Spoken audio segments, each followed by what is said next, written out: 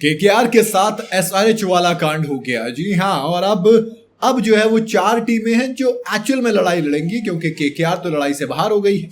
आपको याद होगा एसआरएच जिसके पास उम्मीद थी कि वो प्लेऑफ में क्वालिफाई करेगी, लेकिन एक बारिश ने उसकी सारी उम्मीदों पर पानी फेर दिया था। और अब कुछ उसी तरीके से केकेआर के साथ भी हुआ है। केकेआर के पास 2 मैच बचे थे, जिसमें उसे पहला मैच अपना किसके साथ खेलना था? आरसीबी के साथ। आईपीएल सस्पेंड हुआ था 8 मई को और उसके बाद रिज्यूम होना था 17 तारीख को आरसीबी वर्सेस केकेआर के मैच के साथ, लेकिन बारिश ने उम्मीदों पर पानी फेर दिया। और इसी के साथ जैसे ही मैच एक एक पॉइंट के साथ ड्रॉ हुआ तो आरसीबी तो टेबल टॉपर बनी, क्योंकि 17 पॉइंट उसके पास हो गए थे।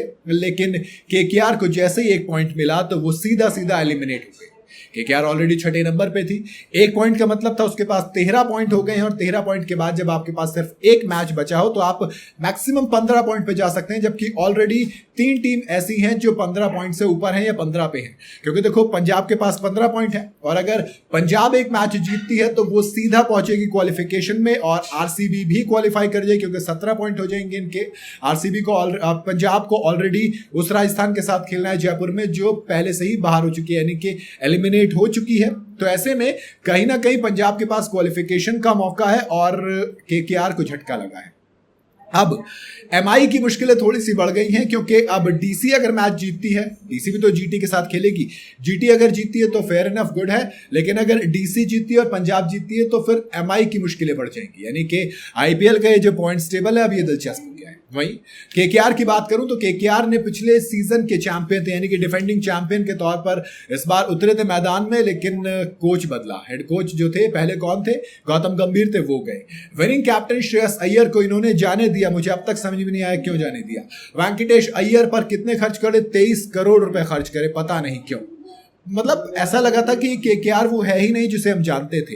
अजिंक्य रहाणे को कैप्टन बनाया। एज अ कैप्टन कुछ ऊपर और नीचे थोड़े से मिक्स नजर आए, और कैप्टनसी में T20 में इतना अच्छा रिकॉर्ड है भी नहीं अजिंक्य रहाणे का। हालांकि सबसे सस्ते सबसे किफायती कैप्टन थे, महज 1.5 करोड़ में मिल गए थे। और वही चीज शायद केकेआर को हॉन्ट कर गई, क्योंकि जिस प्लेयर को आपने पहले राउंड में खरीदा तक नहीं था, आपने उसे सेकेंड राउंड में खरीद कर कैप्टन बना दिया। तो टीम मैनेजमेंट थोड़ा सा हैरानी भरे फैसले लिए कई सारे, जिसकी वजह से नतीजा निकला कि आपको केकेआर यानी कि डिफेंडिंग चैंपियन होने के बावजूद वो आईपीएल से एलिमिनेट हो गई है और बुरी तरीके से प्लेऑफ तक में क्वालिफाई नहीं कर पाई है। बाकी फिलहाल तो जो कंटेंशन की रेस में है वो आरसीबी सबसे आगे चल रही है, सबसे ज्यादा चांसेस उसे के क्वालिफाई करने के।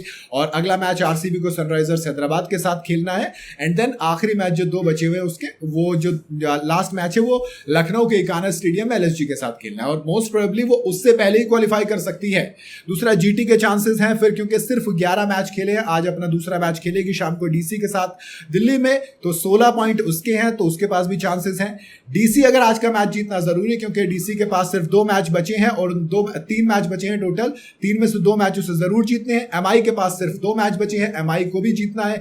डीसी अगर हारती तब एमआई का फायदा, माने काफी कुछ इंटरेस्टिंग होने वाला है। बट अभी एलएसजी जरूर है मैदान में, देखते हैं क्या होता है। बाकी तो दोस्त अब टॉप 4 के लिए 5 टीमें बची हैं। क्या होता है, आपको क्या लगता है वो कौन सी 4 टीमें होंगी जो क्वालिफाई करेंगे प्लेऑफ में? कमेंट में जरूर बताइएगा। वीडियो अगर आपको पसंद आई हो तो इसे लाइक और शेयर जरूर करें, और जाते जाते चैनल को फॉलो और सब्सक्राइब जरूर करते जाइएगा।